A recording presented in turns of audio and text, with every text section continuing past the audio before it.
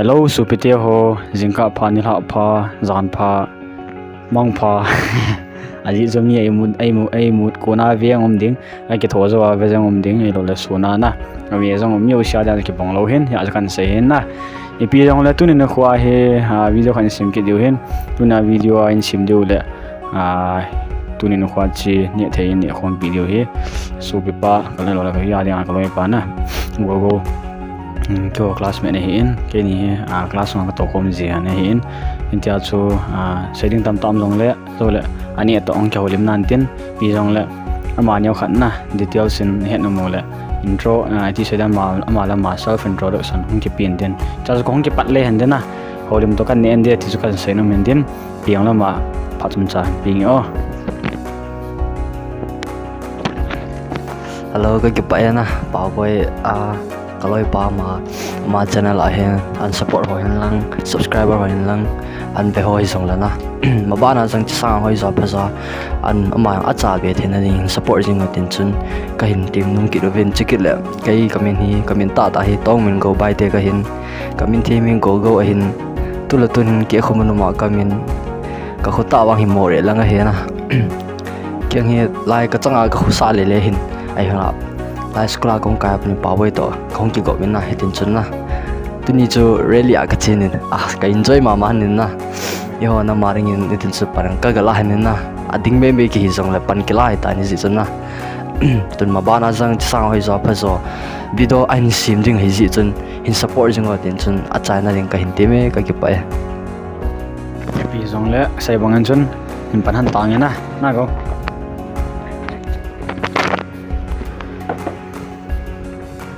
these are friends tala tui asgang pi ang pi du da na ngam pi ang pi ka do pha na ni che tui hi ki zu ho hoi pon mineral water ho ngai pon na ta ko tui hen ya tui he a du chim the ro ta don ni ngai tai na wang pha he na tui du cho ti mai ba bia tu ni khwai ni en dia he tong go la microphone la me microphone la ka bai chong lai cho kai la no kya di bo no di bo ke ta na lai cha na ni se o ne kha pp ni en dam ti pa mi na he na lai na ya kha tin ya he thil ni an hin ni het su ke do he na chi india made in india he na bom me ke hundi le wang cho hor hor chi kala ning za cho bia ka hundi hi chi hin la chi ama hundi ka hi san tam noodles lo na noodles ka hin confirm ne ai lai tin ka hundu on ta na yang la akila tan tu ta ka hin ni hen di so mabana ba special di na kan hoi tar abon hi sim ka te na jang zo kan he sa anu he na anu ma ajingo te su ka hin tin ni na ya the kha very important announcement ha chakam te la kuna mo bong ke bol pa random na ko ki jing lo se bang a man se bang so really a ka chiana ke khan khana ke na ka chiana ta direct a kan chim ni na ki jing ready om lo sum ne le nei lo thum lo na random ya chana ko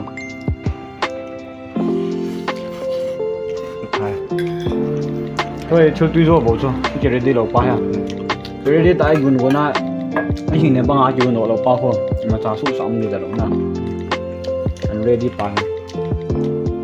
na hun thi me bo pim lo ta na hun nam chan na man ne na sat ta sa pai bi ka ma man ya cho camera fit le ya cho na ti se le guys nhớ cái video đó cái cho camera này mình juice đó này Coca-Cola ra là bán nhẹ cả cái này tùy pen là tùy theo cái sen nó là nhẹ thì lang ipiam chi mukbang hoy la na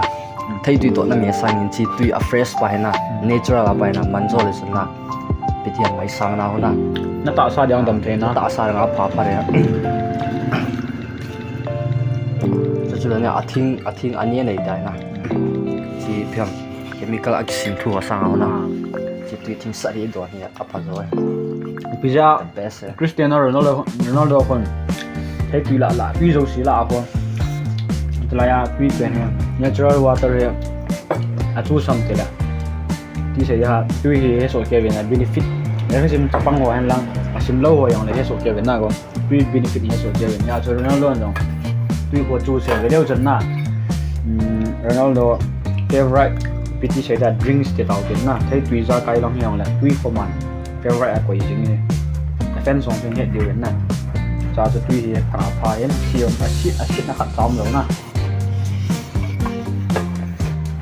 ai buổi nó khát chụp phim rồi ai hồi hiện tùy đồ này rồi đâu na mình cả tùy cái đoạn bao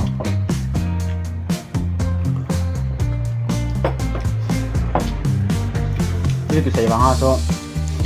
có last price ở cho xí thì này rồi na trong cái xí lầu thì cho rồi lại cái base thì thôi thế nào không chỉ hồi bên này thì thôi bữa giờ cái bộ tiêu mong nhìn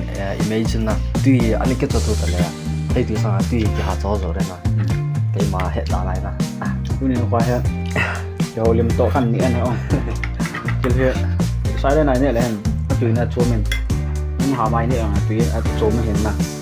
tùy là đặt chỗ mình tất cả chỗ cái thế đừng quen chân như vậy người na như của ham một bông như tổ ham pumani ganum mà na ham pumani ganum rom cái chỗ nó là cái thể bằng cho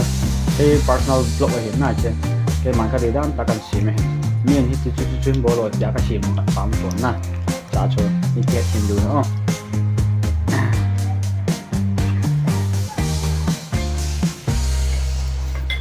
giờ pa mà man tôi nên nó khu really to thì saya nó kalau lim nó mong na anh really nó anh đốt quăng cái tiền really ni khu hiện tổ là này tôi ni really nó quay cái mà personal của ai bị thiếu số mà tôi nhớ ra cái gì nó mong thiếu số thì bao giờ kiếm này bọn giống là cái channel lăng á na cái channel là nhá thiếu số thầm chắc hẳn mình na thì làm cho các chụp ảnh nó tạo tiếng nó tiền na thì chụp phim thì là mà phim tranh YouTube có hoàn hiện anh ngay luôn tâm nhắn anh ngay luôn ống quay thì cái xe nông quấn này đi chơi ngày được tâm mã máu thế lắm kỳ đúng hai chỉ lấy ai không này hello brother cowboy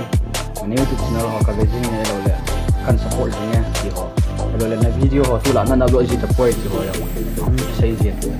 thôi các bạn đây là nhìn anh ngay luôn ấy support mà mai thì có một cái mà con hòa xuân tạo nhìn là xe xả ấy còn gì in support của na xây dựng cái nhiều lệ số thì lâu trong personal time tuần kami tạo là hot tạo thì về nó sẽ bỏ rồi lệ mình cái này bị tạo trong sum hoa nó thùng đỏ gì bỏ tu nhà họ cho họ còn hệ điểm nào cơ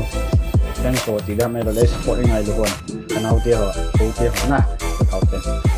thì bao mà mai thì chỉ cần xây trong triệu ván à cho rằng anh dẫn mấy theo kìa nó hỏi nên khoảng bao mấy na nó bao nào rằng cái support gì một tê số tiêu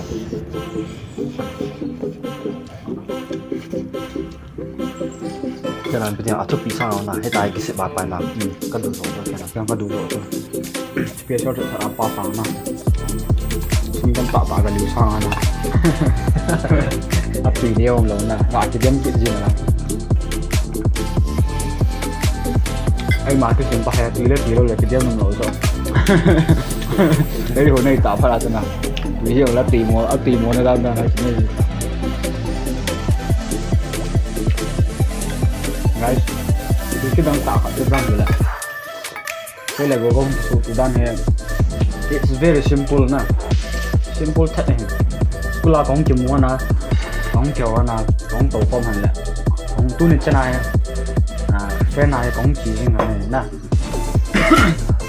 là hồi vết là rồi là phải tắm tạo ra một miếng thì sẽ ra cho vì cái giống tắm tạo mình làm vậy thì sẽ là mình chỉ tìm hiểu gì mình nè mai thì sẽ làm các cái fan bị thấy rồi khát rồi nè đó là do họ bị gì quậy thì nó sẽ quậy các cháu gì nói về nó mai mùa đâu sẽ là chuyện gia đình nè các cái fan bị thấy bên này thì các sẽ nó mình nè ra cho mình ra sẽ bằng các cái thủ dinh này nè mình hạ sẵn đi cái pani nhiều là pani là cái nuôi com này nó sẽ nhau là cái thasi com này nè có calendar hồi dụ nhiều việc là thế nào cái thủ com này có tập bằng chơi เดี๋ยวข้าลองให้ลองแล้วอีกทูจริงตาจะลังนะอินควายเลยกิตีเฮอีบุยนี่หาสัญญาไอ้กิทูปีเทมเลยอารมณ์ลินเป็นเนี่ยที่ก็เสียน้ำมันตุลาเลยตำตาที่ปานี่คูบอกว่าเลยเนี่ยตามันสุมได้จีฮันเนี่ยเทดูจีฮันน่าก็โจจะอ่างมีเลยเนี่ยตามันโจนี่ให้ปวดเต็นเลยนี่ว่างละว่าเลยเลยหกโจบุยยังเลยกิทูปีอุดินอันนุ่มสันยังเลยอย่าปาคมปีจิวเต้ที่โจadvice นั่นแหละทีมนะกินน้ำกินอุดินมันจะว่างใครคุยนะจงเลยที่พ่อยากจะกันเสียสุดเดียวกายสักที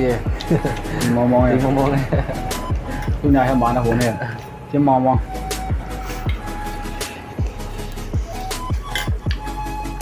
สุดแล้วกายให้เบียดเทชัวมาให้พี่บุ้งให้ร้องนะดิ่งพี่คนดิ่งพี่ร้านเอาคนมาให้นับต่อmain part time job mà tao hen school cái tôi thốn nè go lang fel ta ai hin aji chu busy ham chela to sum hol to ne kha sim ko mi koi ma zo chi lo kha che cái ring long ni khat ka o file lan ka punan na yi ham chelaที่ชาพัดไปไม่ก็สอบปลาสินะตัวนี้เลี้ยงก็ชิมไอ้กี่สู้เก่งข้าดีว่าคนอะไรกี่ไล่หน้าเห็นละมันตรงไงตาอินซุงนะเบ็ดซุยนี่จะลาชนอินซุงบุยปีตัวกบยาชนะสู้กับตัวกบไปกับป้าจะมาไหมที่จริงที่กับป้าใช่นะที่นักบอลลังสู้กับสปอร์ตเห็นนะมันดีพวกอย่างเลยบอลเฟลตายที่จะกันเสียนึงเหรอสุดแล้วAmi lang velo sa fresh at na. Ami lang hoyin. Ko lang fel tai na ba na yang. Ami lang hoyin na. Nga wa. Ada yang tam he zin na. Classmate ka hian zin. School ayang hon kaya so ken na. Na me de tam zin. Mi wang phai na mai. Mà he wang phai ki sare wang si ke siram ke me wang phai bo kya ko na wang mang panik sana mà rồi phải là bao nhiêu mình này ra là bao nhiêu cái sấy kia là là gen thấy sẽ thâu gì vậy ta nè cái đàn cho mình in để vào yang cái gen thấy cho nè nè tia mình in để riêng ham nè là thâu video tầm chim đấy nè cái lịch sát chơi lâu này yang là chỉ khát chỗ nè mình này ra khát Christian thì yang là nè cũng nhìn thôi cho phải đây này rồi nè phone hay không đây được chưa ok cái thì hàng cái lăng tiếng xa xe là mấy lăng cái lịch đầu tôi lại cái tôi nè khổ gì thì nè chẳng cần những cái tới gì cái xây phát này rồi nè nghe âm mồm chú ý để chú kịp bài nè cái kịp bài nè cái để cho là ấy sang hồi rồi phải rồi mình tên nè âm mồm đây là sao nè tôi lại mía để sốt lâu rồi nè mía hơi gì mía na mía hơi gì mía hơi gì mía chưa để băng cái một anh này gì nè mía gì băng cái một cái ham cái xây ra mình tên nè mía để chôm cái nào dạ chôm cái nào cái hello nè mía để cái bằng lâu cái này chả sao nè sốt lâu cái nào mía là để bài mía chưa để lại cái hình dáng hiện mà sẵn này nè cái hộp bị thế này chú tính là trên kia phần thế cho toa mía phải đem một là để bài ho na so it's just a fake love yeah cái nào viewer họ có mà thiệt cái xây nó mẹ bảo chỉ channel video xíu của bạn thiệt cái xây nó mẹ chỉ live làm thui xây là cần na live hồi đi pasal ho na pasal ho có mình xây đi sẵn lần na pasal ho có mà đi ai nó mày lần hi piti am tunin nó mày vẫn ai hiện cái tí piti am cái này cây khát nai lầu bên na cái già lầu nai lầu bên na piti am mía min na để nan để hong là na ít bài nan để bài piti am qua piti xây ham cố lạ na nan cái lần thì anh na tập bằng hiện nay giờ rồi first man up bài in có thể cái bài na pa sang pen he na inu le pan ki pa ri pa na inu le pan ki ne pita ki son pita min ko ya na ai la so aning lang kha na ga bai thang le le na chi pa na pitiam ke ding ka dei poi na ai la non zui te mo ka tina hello bin na ke lung gel jo ka sai he na chi sang so pitiam na in sung nu le pa na family amo fully depend tai lo bin na ayang na lam ayang ke pat do na ayang lam pi hot pa so na pasal ho yo si ko na so kaya nga sang pen na pinang ka hindi na advice ta ba kan ka hindi he na viewers sa ba tuan so hoi ma ma na itu như chỉ để ai cái này tận cái bao được còn nhiều hơn rằng là tôi là hàng bè xoay đường hàm mi hàm một hàng ngõ rồi to mà này lâu tầm khoảng năm tạ na tôi lại như vậy thì anh sẽ hết thì số kê các bạn ai mình bị xuống na rồi là bạn sẽ cho hỏi duy thế lệ nó duy thế vào lệ anh duy về ta sẽ xây hơn duy thế à đã na cái điểm tu liwa na duy thế chút này thì thôi thì chúng cái xây nó mẹ này không nó duy vào là bạn số nó đi áp phải na không cái nu le ka pa ka ngai loi ti bang chu azui le ka to loi te ba 100% sure ya tôi sẽ họ cho mi lô liền họ hồi gì chứ na ta hi ka loi pa chana ram hi support jing wa na ni khat ting la bang as kalong pe ong phare na lâu pi tai lộc được chỉ như vậy na 50k less sai lộc được hay không 50kผมมีเสียว่าเขาปวดเลยทีมดำไนพี่โปเลย 50k นี่เลยมัวแต่อเมนจนเต้เบงกอลรามจงเลยไอ้คนนี้หันเดียนะก็จะเกาเข้ามาเด้งซาทีพี่ใส่ท่าด้วยใช่ต่อวงจัลเทอร์ใช่ต่อเลยจัลครับใช่ต่อนี่ใช่ต่อบอลเลยด้วยมีระหว่างสู้ซาทีต่อเลยอ่ะ50k นี่นะซาทีอันนี้ไงมาเห็นกันนะ50k นี่แหละ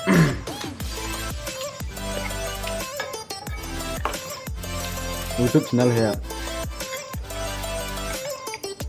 เป็น 1k 2k พอเห็นขนาดนี้หลบแล้วหนุ่มก็สาย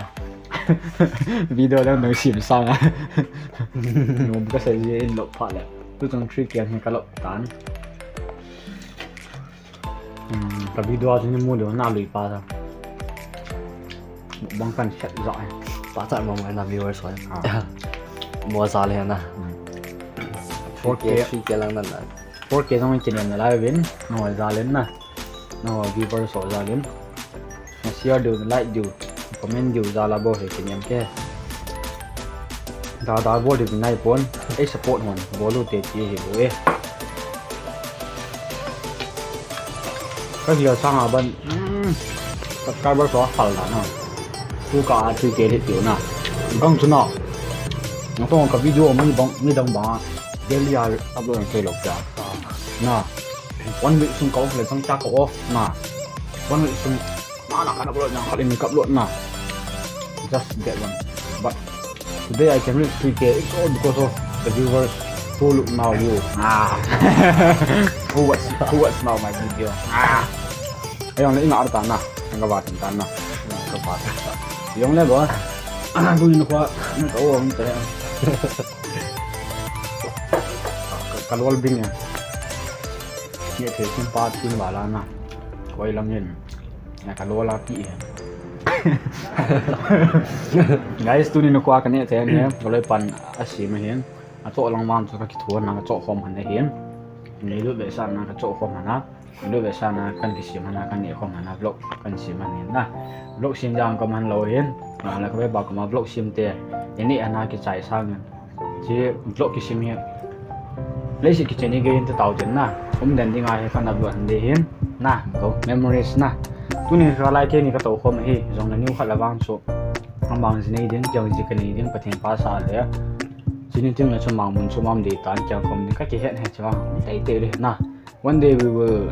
meet to permanent เจริญใช่ไหม Bible is not saying everything is not permanent ไอ้เราเลย everything has time till part ทุกอย่างpart หลังคอมเมนต์นะ everything has time for details อันนั้นชิมมีคนมาใช้ให้เราคนจะ Bible verse ของเขา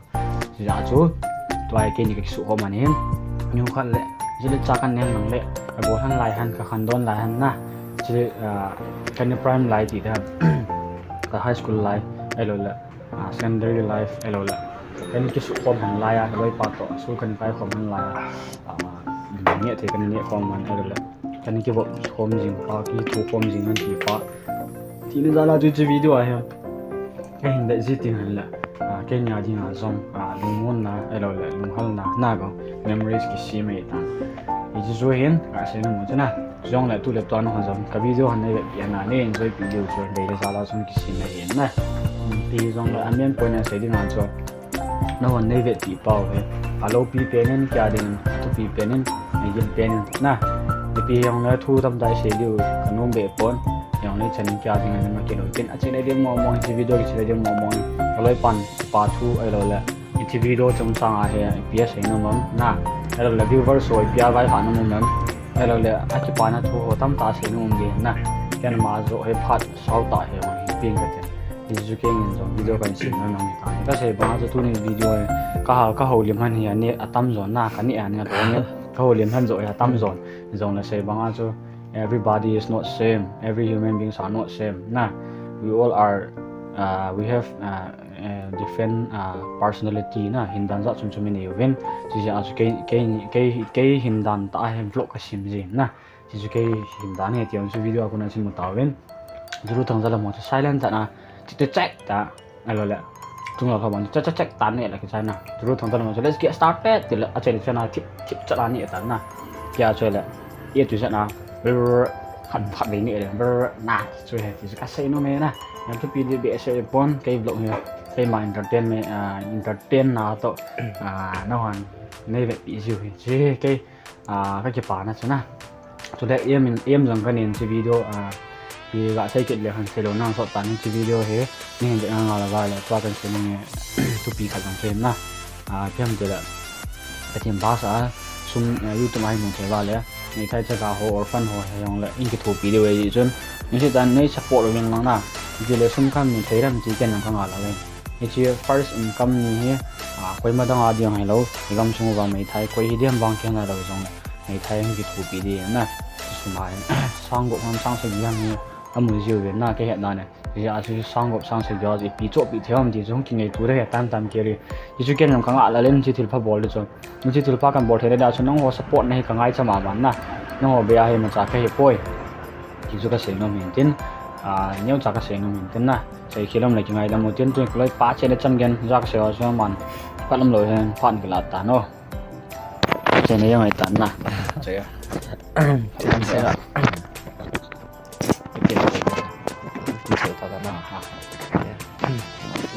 Microphone tạo động cái lâu na. State chung ang giding bang sing na gas. Cái chăm ai khát nai lâu na. English power insane cái tên na. English power cái thôn người này cái na. I really like talking to these guys. Okay, I'm so thankful that I have a great day and I enjoy with my friends. And also today, let's say that I was so boring now, staying the home. But I was just thinking the whole day, what am I going to do now? I just came to think now. And lastly, I came to find that. First I checked my phone now, and then I saw my friend contact list now. So I just realized that I need to go there. I just say that no, I'm just deciding myself now. Okay then. And then I confronted myself. I talked to my parents. I need to go there for rally and all, the mass and all. I want to join them instead of staying simply in the house now. Let's say that my friends first I invite him now, and he said that no, I'm not going. I'm staying in the home. Oh, that means for me, I was talking to myself. Oh, I have a golden chance. I need to call them now. I need to call him to go walk with him now. Okay. For him it would be nothing, but for me now, I enjoy now. I was happy now. Instead of going alone there now, that's why I want to enjoy him and go with him, and also see them with my own eyes. Yeah, the program also very fine. Yeah, they said that there are lots of people, girls and boys and all. Yeah, it's very emotional, guys. Today, if you have come, okay, us, you'll be very grateful. Today is let's say that our hero now. I think all the members, how much? 10 members, is it not? Oh, sorry. Don't think that I'm not looking, okay? I was just looking, but nah, I'm just full of contrasting. okay. Yeah. Oh, the girl. One girl's now. Oh, so beautiful. But let's say that we have prayed for them now. But let's think and let's how to say that. Let's all us remember in our prayer that our heroes that are, or maybe volunteer and all, or maybe those who are working in this church and na. Yeah, let's pray for them now, so that they can be strong and stay still now until the end now. Okay, the lastly, but my friend is trying to give me this conclusion, but I'm saying this thing and all. No problem. Yeah, firstly, I said sorry to the viewers and all. Say whatever you want now. Okay, then. It's very good that he said Now, about today because yeah. Chili na ani photo gitu ai thui sha le min ngai num so na sei so na go adi adi so gamle nam thu na sei so nga min nga ngai num de so. Okay, I appreciate it. Okay, let me conclude in this word now. Okay, lastly, I want to say that the viewers and all, let's say that yeah, some of you may be my friend now, maybe my family. I know. Classmate and all that. Yeah, maybe my classmate. Yeah, let's say that now. Opening eyes nicely. Okay, they are laughing. Okay. I'm sorry. Okay, I'm just kidding and all. Okay, then all the viewers, I'm so thankful that we enjoy. This must be let's say that some, but we enjoy a lot now by talking and chatting each other. Yeah, I think this is the precious time I have ever had. Let's say that now. Yeah, instead of having alcohol and all now, like going there and all and talking and all. Yeah. Picnic. Let's say that house picnic. House picnic. Yeah. Yeah. Just very good. Yeah, instead of that this is the very grateful moment Yeah, the house was very cold. What happened today? I like cold weather but I used to get cold each other. I was so tired. I'm sorry for saying that. Okay, lastly, how many times I'm going to say the lastly? Yeah, I enjoy a lot talking there now. It seems like I'm staying in the state now. I will let him go every time. Okay, when he enjoy shooting video. Yeah, I enjoy a lot. Yeah, I'm sorry. It's like the beginning every time. Yes, good. Come on. Shall I just conclude now? If you have more, just say no problem. Yeah, let me say a few words now. Yeah. Let me share to the viewers of female now. I mean girls now, girls. To all the girls viewer and all now. I will upload yeah. everything. Okay, I will not cut anything.